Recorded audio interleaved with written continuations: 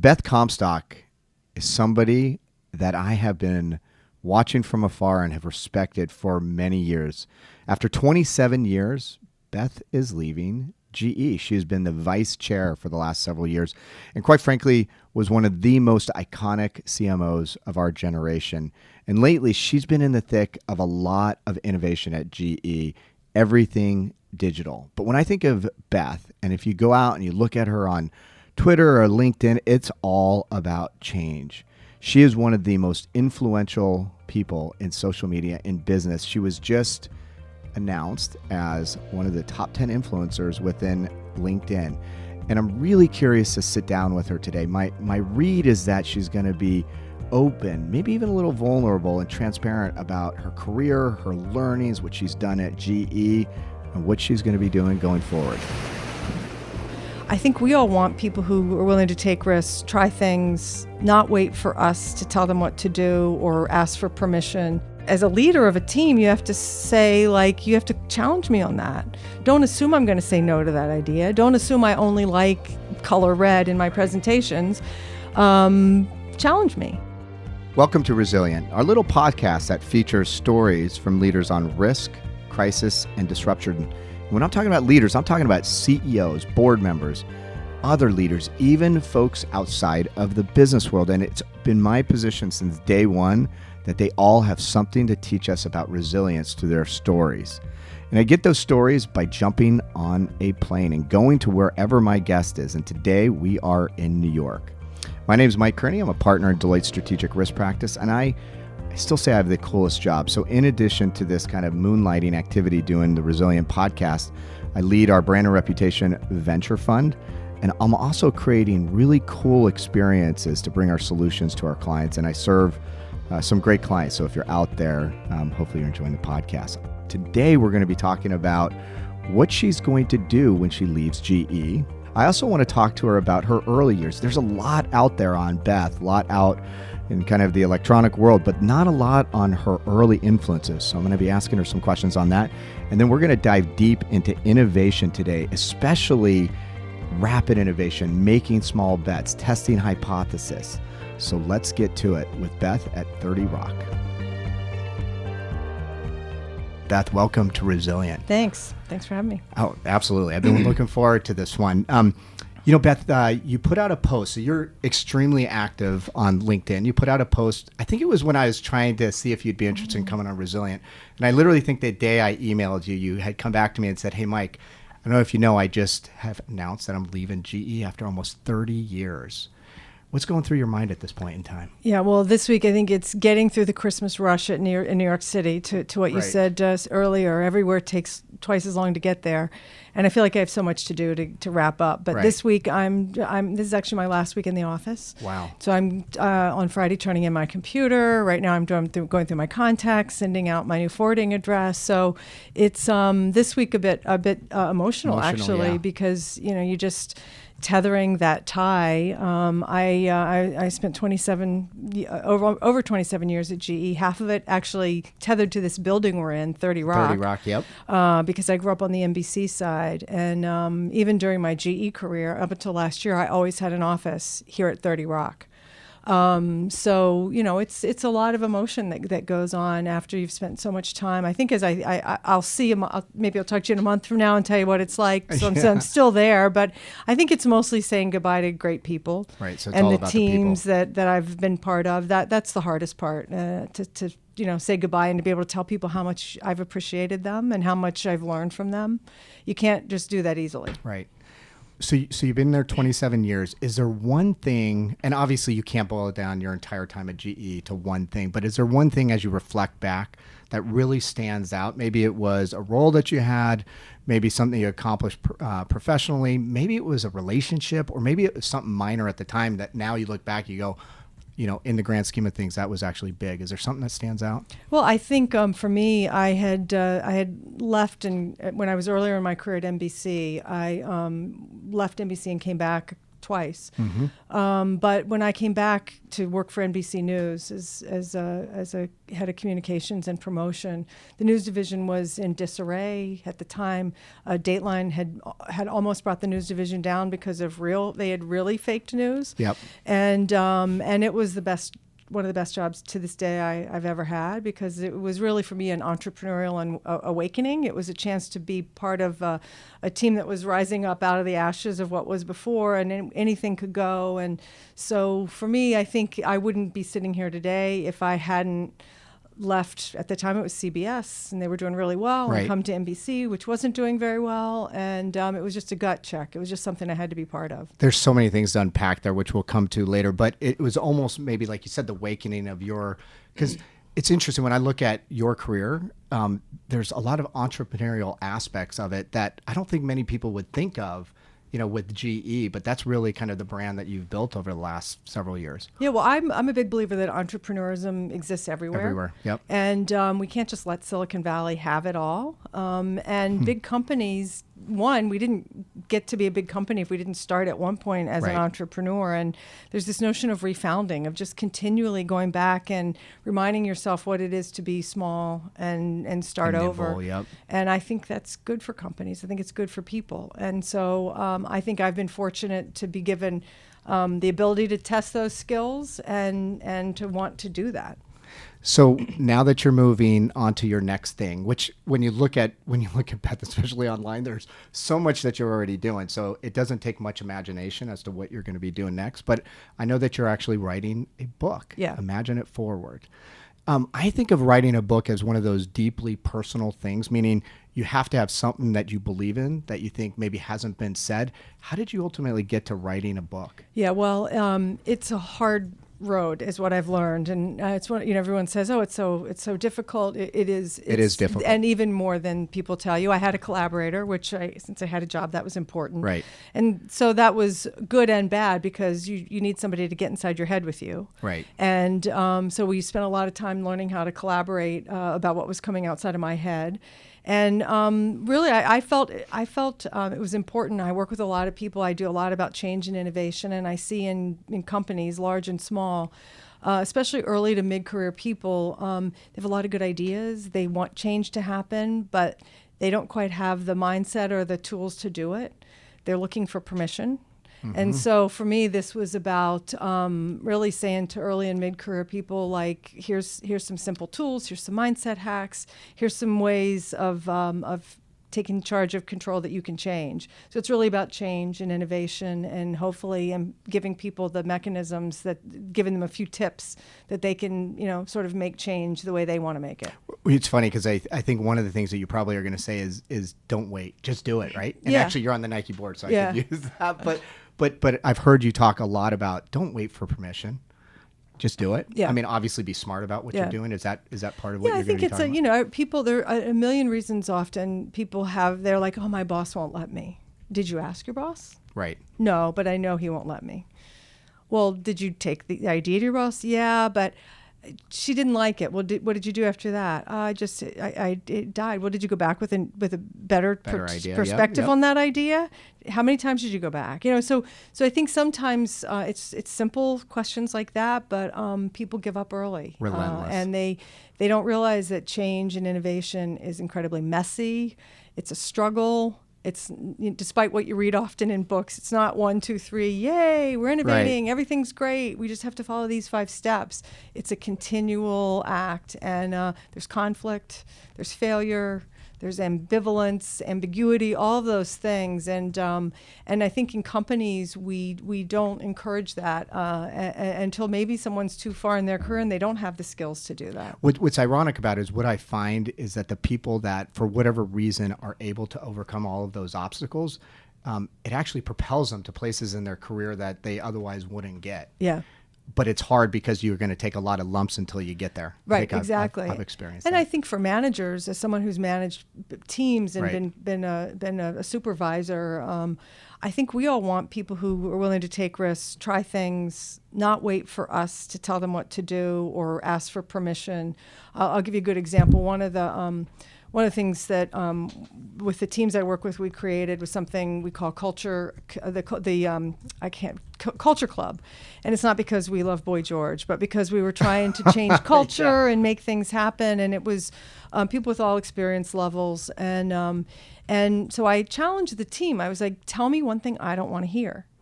And I'm like, I'm serious. I need. And so it was interesting what they came. Well, first they came back. It was like their assignment. And the thing they did is they deputized the nicest guy on the team to share give me the feedback. And well, you're really nice. And it was. And no, really, you've got to give. It was like feedback. too benign. Like you're not taking this project seriously. But one of the first things they unearthed was, people just do things because they think you want us to do that. And like Beth said, well, did I say that? Right. Well, you didn't really say that, but we think that's what you want, and we don't want to disappoint you. So again, it's you have as a leader of a team, you have to say, like, you have to challenge me on that. Don't assume that. Don't assume I'm going to say no to that idea. Don't assume I only like color red in my presentations. Challenge me. What about? Have you ever had an instance where somebody challenged you and you said, no, that's not what I want, but then they kept pushing and you're glad that they ultimately did? Because I think that's the hurdle oftentimes to get over, is there's an executive or a leader and they say, nope, don't push it too hard. Yeah. But it's oftentimes those people that even push harder are the ones that succeed. I love people like that. I mean, it's not you don't love the situation. Right. You don't have somebody who's always challenging you. But I remember for me early in my career, I had a boss who challenged me that way, and it partly was just him training me to keep coming back, to refine the idea, to make it better, make it better. So I appreciate that. I also think you're testing how passionate is someone for this idea. Absolutely. It's a test. Okay, you mean I said no and you walked away and that's it? You must not have really cared about it that much, right? And so the other thing I think is incumbent in that as a team leader is to say, well, here's some thoughts on what you should ask yourself. Absolutely. Here's some things that I'd love to see before I consider it again. So I think pure no is really not helpful. I can't wait till your book comes out. So when is it coming out? It's coming out in September 2018. September 2018. In the final phases right now of finishing it and editing it, and it'll be turned in early in the year. What or I guess it's still not fully done, but is there a high and low in the development process? Well, I think there are parts of it that are very personal. Yep. So I think for someone, I'm even though I'm out in the world a lot, I'm relatively shy and reserved. You say that. I was going to ask you about that. But I think just sharing certain things being and vulnerable, putting it out there and saying I didn't, here's where I failed. This didn't, you have to. It's their sore spots. You have to dig into those.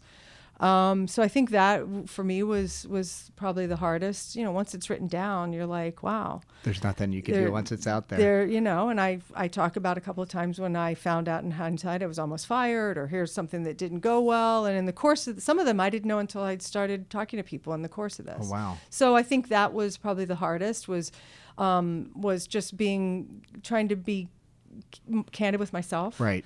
So I could be candid with other people. And then I think just trying to distill learnings after a 30-plus year career and not sound like a know-it-all. Right. That's hard too.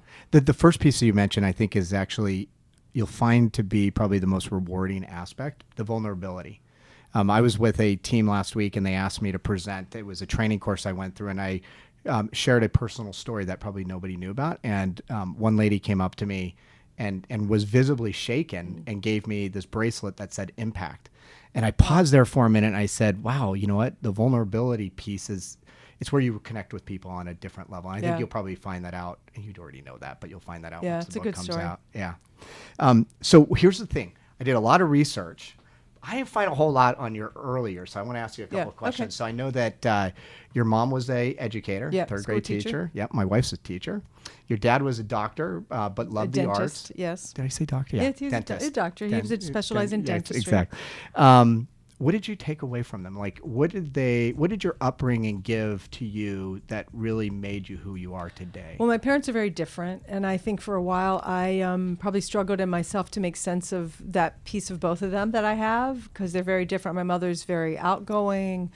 She knows that I grew up in a small town, the Shenandoah Valley, Winchester, Virginia. It's not so small now, but when I grew up, it was smaller. And my mom knows everyone in the town. She knows everybody. So she's the extrovert. She's the extrovert. Yeah. I once rented a car from Dulles Airport to visit my parents, and I got pulled over because I was going a little too fast. And right as I was going into the town, and the police officer who pulled me over, she looked at my license. She said, "Are you the daughter of Mrs. Comstock who taught at such and such school?" And I was like, "Yeah." She goes, "My favorite teacher. I can't give Mrs. Comstock's daughter a ticket." So that's my mom, right? She's. So you owe her that. I owe her. At the I very owe her least. a lot, but in particular that's my mom. Known and loved by all. And then my father he's very artistic. I have in my father a really great role model in that when I was growing up, he was a small town dentist, very involved, but he was very passionate and very involved in our community, but very passionate about art and art of the Shenandoah Valley. And he was self-taught. He wrote a couple books about it. And now he's in sort of his third wave of his expression. And he's actually a ceramicist. He makes pottery like that he studied. He goes to the river banks of the Shenandoah River, digs out clay, dries it, puts pigments in it to recreate this pottery he studied from the 1700s. And using his dental tools and the dexterity he developed as a dentist, he's become quite an artist. So so that's sort of what I think the juxtaposition of very sort of inward-looking, artistic, sensitive, and extroverted, never met anyone she didn't love, kind of person in my mother. Did your dad help you with your book? I haven't neither of them read it yet, so I have to let them read it soon. I needed to get through a few more edits, but yeah, I'm eager to see what they think about it. So I read that you had said somewhere when you were young, you discovered curiosity and design. Obviously, maybe the design from your dad. Any examples or what were you curious about when you were a kid? Well, I was curious about everything. I mean, we lived in this neighborhood where we were like free-range kids. I don't know what else to say. Not like today, right? It was the time, and it was also a small town. And in the summers, we'd set off right after breakfast, and my father, who had a really loud whistle, every family had their thing. They had a bell, a triangle, a father who whistled loud. Yeah. And we'd come in 12 hours later, basically. And we were just out exploring. We would build forts. We'd play games. I remember we did a lot of, fishing and playing with turtles. And so it was just, to me, that was the life I lived as a free-range kid. We need more of that. I always think about my kids and kind of, I don't know what's changed because we were the same way. Yeah. And I don't know if we're more protective or I don't know. Yeah, it's a different world. I mean, I would spend every summer at something called nature camp, which sounds very weird, but it was a really we did wear clothes. It was one of my favorite places, and it was this camp in the George Washington National Park in Virginia. And for 2 weeks, we just go and study nature, and I loved it. One summer, I helped find the biggest rattlesnake that Virginia had caught in like a decade. They named it Beth, so I was quite proud to have a rattlesnake named after me for a summer. So that's what I think of when I think of growing up. It was really much more nature, outdoors. Right. I think the design art was, I took art classes and those kinds of things. But to me, when I remember growing up, it was much more being just out in the world. Yeah. So you majored in biology. You thought you were going to be a doctor, but then you became, and it's interesting because of your time at NBC, but you became a journalist. What was behind that? Well, I tried to become a journalist. I'll put a fine point on it. So I thought I was going to go to medical school. And what I really as I started thinking it through, was I really wanted to be a science and health reporter. So finally, by my senior year, I was like, well, maybe I don't need to do this medical school thing. I'll just go right to journalism. And right. Have you always liked writing? Is that part of it? Yeah, as well, I have. And I worked in a public radio station my senior year, doing a year-long internship that really just brought it to life for me. And I had an incredible mentor at the internship. And then I just, that was it. I want to do this. And so I tried to make my way early days after school. I worked for a news service covering Virginia state politics. I did do reporting there. And I made the rounds of trying to get jobs in local TV stations. And it was without a lot of experience and mostly without a lot of confidence. And pretty quickly I got behind the scenes. And I worked in a number of different TV organizations. And before you know it, I'm realizing I'm much better behind the scenes as a promotion person than I was in front of the camera or doing the reporting.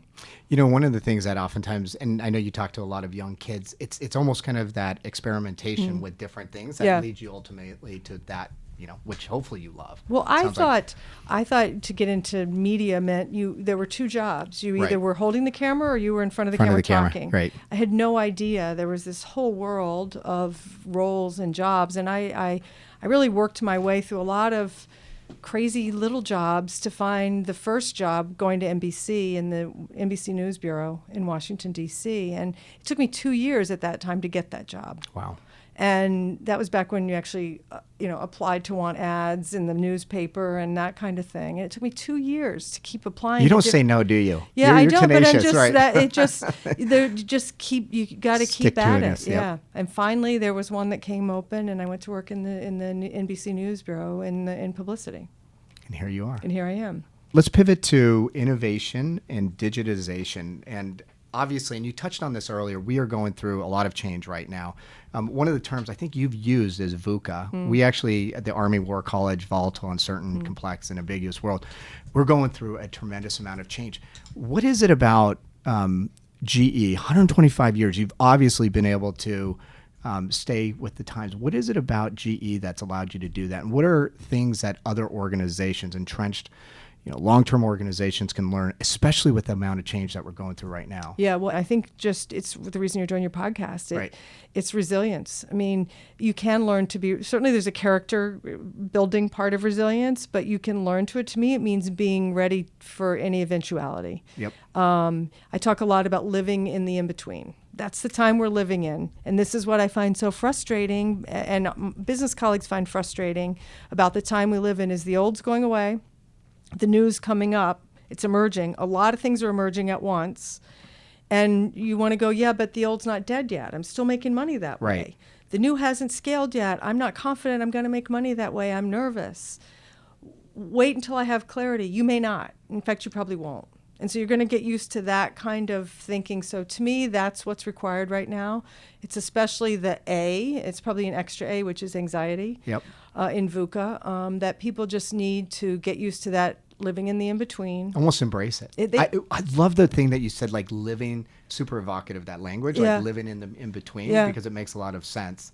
What choice do you have? Right. And again, I think many people in business either grew up or have been taught from people who grew up that way, that it's a linear progression. One step follows the other. And we can say, wait, we'll get to that later. You don't have that luxury often. That doesn't mean you can tackle everything. In fact, that's a recipe for failure. But it does mean you may not be able to have just this linear progression of things that you used to. Right. I remember when I was talking actually to Alex Dmitriev, I know you're a friend of yours, and he was talking about how even GE's evolved your strategy. Like, the way of setting strategy back in the day used to be set your strategic plan, execute it over a few year period of time. And he talked about just almost the volatile nature in which you don't even set long-term strategies. You're kind of changing all the time, which I thought was fascinating. And we've shrunk now at GE, shrunk the number of, how far out you look. Right. It's actually a process of doing both. You have to peer way into the future just to start to say directionally, how do we get ready for that?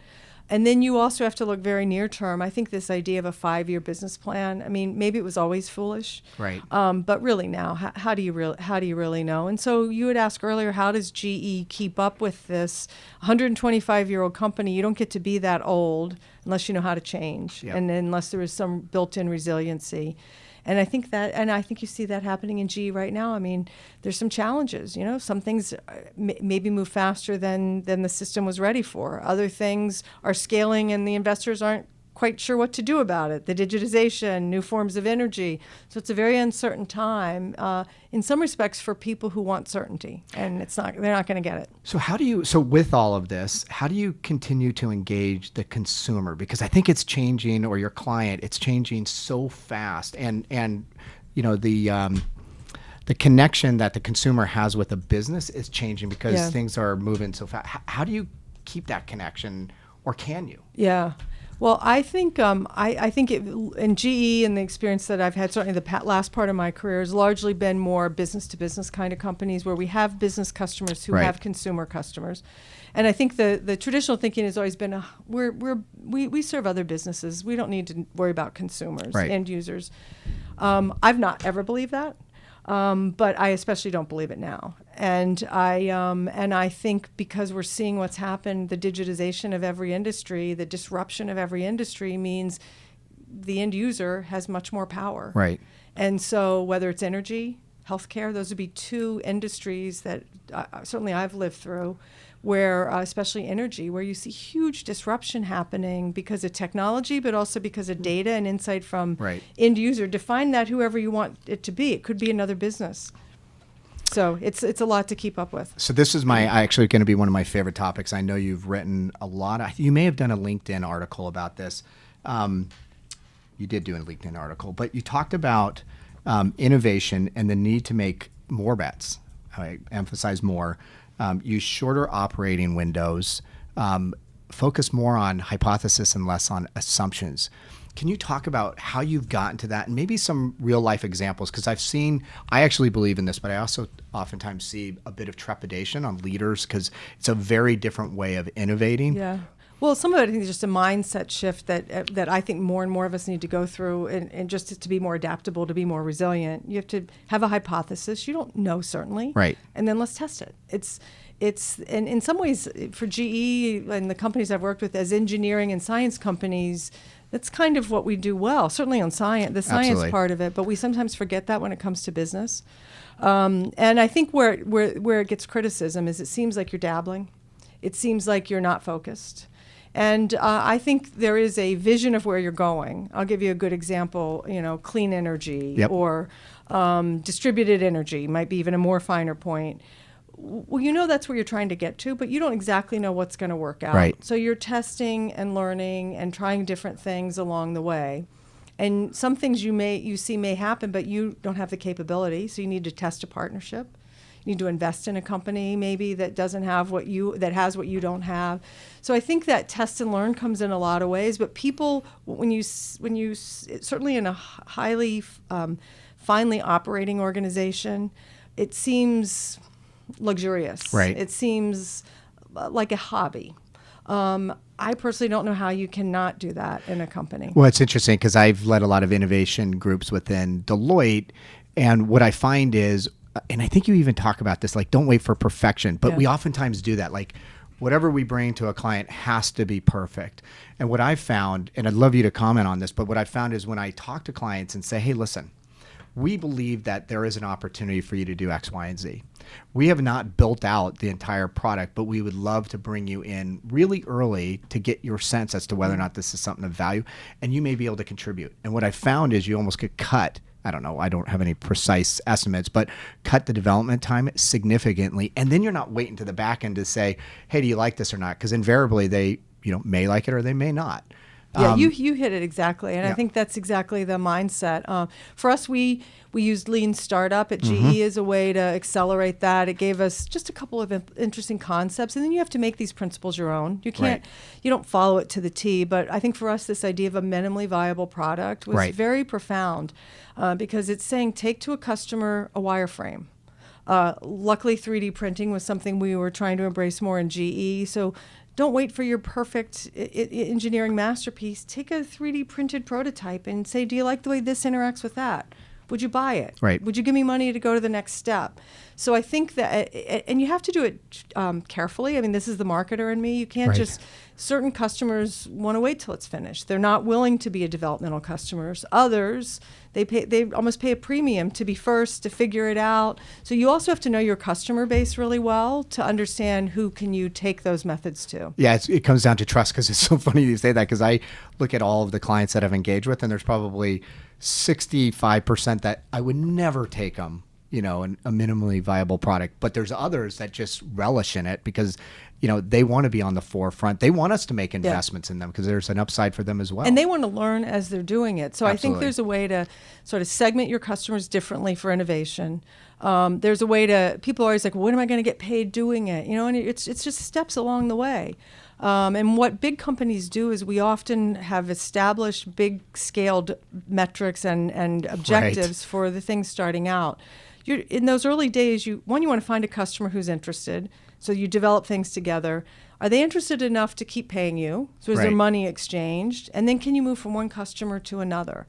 They're small but important steps, and too often the question is, well, you're not making money. Well, not on that first customer, right? But the product's not ready yet. So we tend to miss that a little bit. Well, maybe your first customer is you're not making any money. Well, you're paying your customer. Maybe we may also not know what the end product ultimately is, and that's the value of engaging them up front. That's what I say. It's like, part of this is experimentation. We're going to morph whatever it is we're developing. I've almost got a personal question. That sounds kind of weird, but a personal question in the terms of innovation, and that is, a lot of times what I find, even me personally, you become so wedded to that idea. Like, it is a fantastic idea on paper. Yet you go through this development cycle and you figure out, maybe there's not at this point in time a market there. How do you pull somebody off of that? Because I think that's the hardest piece sometimes with innovation. Great idea, but you don't shut it down fast enough, or maybe you just defer it to the future. Any advice? I feel like I've lived this for my career. A couple of things happen. You have to be much more disciplined about it. And one of the things we gravitated toward was really much more of a venture capital method we call it a growth board, which is stage gate funding. Yep. And it's not just the right amount of money, it's the right amount of money at the right stage and the right people and resources at the right stage. But often what happens is a team has only enough funding for 5 ideas, and yet they have 10. Mm-hmm. And no one wants to kill it because no one wants to be that idiot that, remember we had that idea and remember old Beth, she killed it there. So that happens. Or you realize it's just not working, but your ego, or sometimes, but I've already been given the budget for this, and if I don't use it, I'm going to lose it. So some of what we've tried to do with this more iterative stage gate funding is there's a pool, and the earlier you can get to find something isn't working, that means you have more money to work with on the next phase, and more things that you can test going forward. And so I think that's been a liberating effort for teams to sort of go at it together. A growth board for us requires multiple functions to come together. So you've got a lot of stakeholders betting on, or voting, if you will, should this go forward or not. So I think that if everybody's at the same table, literally, and you've got the customer point of view or the market point of view, the decisions become a lot better rather than siloed. Well, it's engineering versus marketing. Right. It's supply chain versus engineering, and the wrong motives sometimes get thrown in. My guess is probably critical in that is, how do I say this? Oftentimes people are nervous to take the risk of, taking the lead on that innovation project because maybe it doesn't work out, but it wasn't anything that they did. There just may not be a market at this point in time. But also to a certain degree, not penalizing, maybe promoting those people, even not promoting in terms of just role level, but rewarding them even if the idea didn't ultimately make it. And that's a challenge, I think. Different rewards. Sometimes people just want the freedom to keep testing and learning. Right. They don't want to be called a failure and sent away. Right. And I've seen several leaders where they started to get measured on the throughput of ideas. So to what you said earlier, the speed, how many ideas did they test, and sort of what's their success rate? And so I think the more ideas they could show they tested on the path, it was almost like an accelerated learning. And absolutely, I've seen a couple of teams, one I'm thinking of right now, that they were able to have 50% more output of innovation by doing things earlier, testing, learning. So the technology leader was a hero. That's fascinating. Much more tested. Because I would argue part of what they were being rewarded for was killing some ideas too, right? Because if they're exactly, and it's what that process does is it's de-risking it. Yep. And I think big companies are victims or are guilty of this, where we throw a lot of money at things that we don't need to. Right. And my colleagues hate when I say it, but it's not just about throwing money. It's putting the money at the right stage. So you're investing more money when you're confident that the idea has a customer, a market, and a technological way of moving. And so you're actually putting more money into the things you feel good about. Right. And so I think that's another way people start to win. What an incredible conversation. That wraps up part 1 of my discussion with Beth Comstock. Up next, we're going to talk about the law of threes. We'll also talk about the role of the CMO, both today and in the future. And then I am going to dive deep into how Beth has become such a social media queen. I mean, go out on LinkedIn. She is posting so much really interesting content. You will not be disappointed. And then also, believe it or not, Beth actually calls herself an introvert and somebody who has dealt with confidence issues in her past. I am going to ask a lot of questions about that because I just don't see it. So we'll jump more into that in the next episode.